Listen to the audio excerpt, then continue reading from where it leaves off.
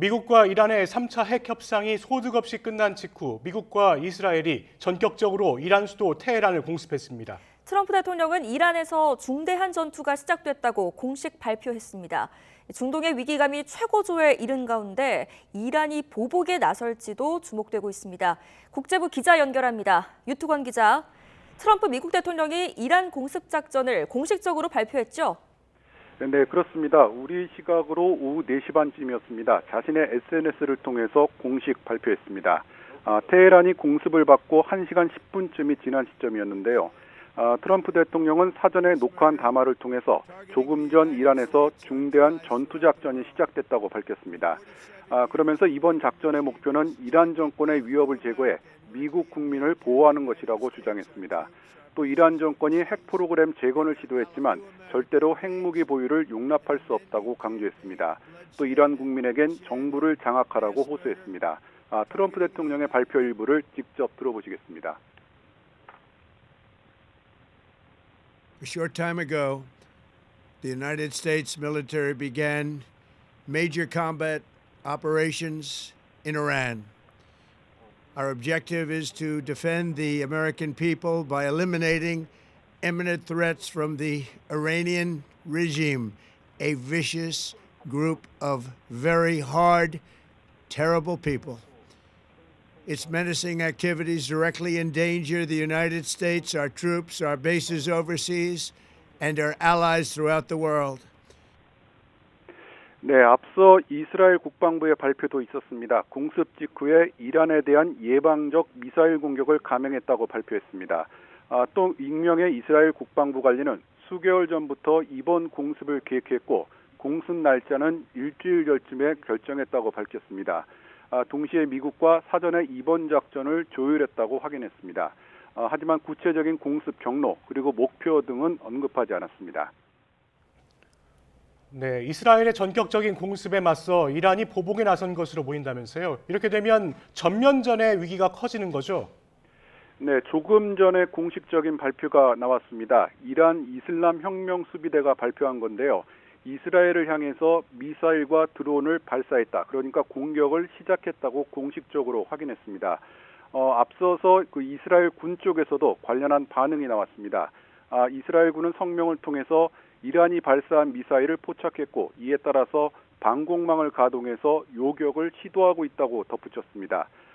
이스라엘군은 국내 전선 사령부를 통해서 각지에 공습 경보를 발령했다. 또 관련 공보를 확인하는 즉시 안전한 장소로 대피하라고 당부했습니다. 관련해서 일부 외신들은 이스라엘 북부에서 폭발음이 들렸다고 전했습니다. 이 폭발음이 실제 지상까지 떨어지면서 발생한 것인지 아니면 공중에서 요격당하는 과정에서 발생한 것인지는 확인되지 않았습니다.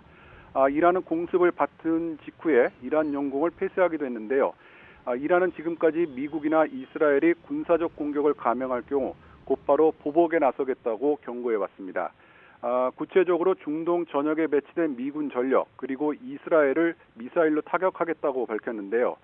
이란은 지난해 6월이었죠. 이른바 12일 전쟁 때에도 이스라엘을 향해 500발이 넘는 중장거리 미사일을 발사했습니다. 대부분은 이스라엘의 미사일 방공망 아이언돔에 의해서 격추됐지만 30발은 이를 뚫고 들어가서 피해를 낸 것으로 알려졌습니다.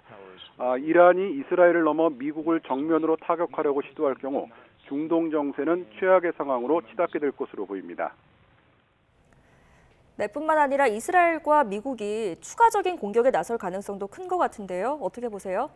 네, 그렇습니다. 앞서 트럼프 대통령의 발언 들어보셨습니다만 작전이 시작됐다 이렇게 밝혔습니다. 따라서 추가적인 공습이 계속될 거라는 점을 시사했는데요. 일부 외신들을 통해선 미군이 며칠간의 공습 작전을 준비해왔다 이런 보도도 나오고 있습니다. 현재 미군은 중동 전역에 이라크 전쟁 이후 최대 규모의 전력을 전개해 놓은 상태인데요. 제럴드 포드, 이스라엘 북부 하이포항에 정박을 하고 있죠. 그리고 제럴드 포드와 에이브레임 링컨 등 2개의 항공모함 전단, 구축함, 최첨단 전투기 등이 배치되어 있는 상태입니다.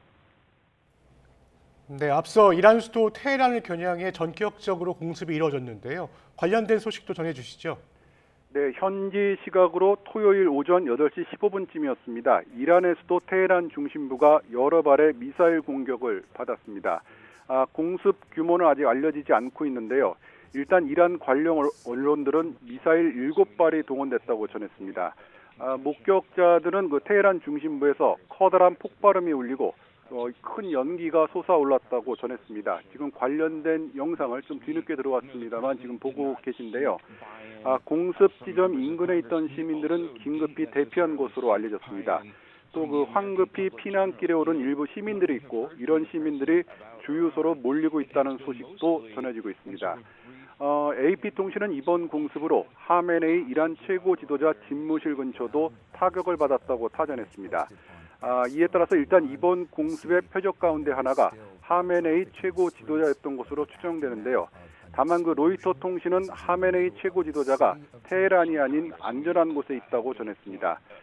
또 이란 쪽에서는 그 주요 장관들의 자택도 공격을 받았다는 주장이 나왔습니다. 민간인들의 피해 상황은 아직까지 알려지지 않고 있습니다. 네, 테헤란 외에 다른 지역도 공격을 받았는지 확인이 되고 있습니까?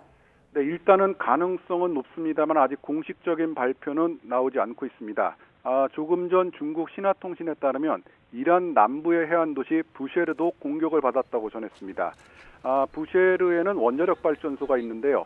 원전이 공습으로 피해를 받았는지는 알려지지 않았습니다. 이외에도 핵 프로그램과 관련된 시설, 또 다른 군사적 시설이 공격을 받았을 가능성이 있습니다. 이와 관련해서 미국 당국자들은 이란 정권 그리고 군사적 목표물에 집중하고 있다고 밝혔습니다. 이번 공습에 따른 정확한 피해 상황은 좀 더 시간이 지나야 확인될 것으로 보입니다. 네, 앞서 이란의 보복 가능성에 대비해서 이스라엘도 국가 비상사태를 선포했다고요? 네, 그 이란의 그 보복 공격 시작 소식을 앞서 전해드리긴 했는데요. 이스라엘은 공습 직후에 국가 비상사태를 선포하고 이란의 보복 가능성에 대비한 준비 태세에 돌입했습니다.